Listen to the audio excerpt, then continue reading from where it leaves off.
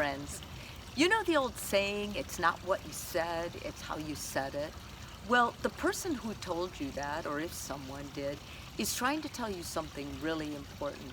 One of the ways that we can cut down conflict and just, being unkind to your partner is to watch your tone of voice.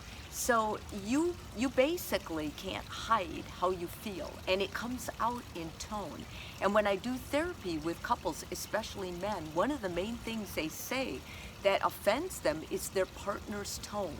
So if you're feeling tense and you've got to talk about something with your husband, or you're working on your relationship, what I would encourage you to do is go to the gym, take a break, say a prayer, do whatever to calm down, and then go and talk to your partner. Remember, you're trying to build empathy.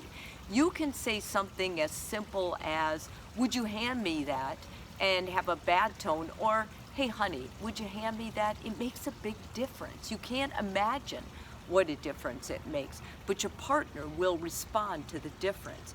Kids live what they learn, and they grow up hearing their parents talk together. So let's all focus on this for a new year, okay? We're just gonna try and improve our tone, and watch the way we give to others, what we say to others, but mostly how we say it.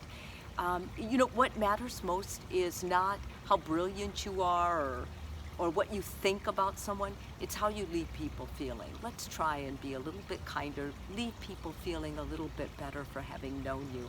Have an awesome day. Talk to you later. All these little tips.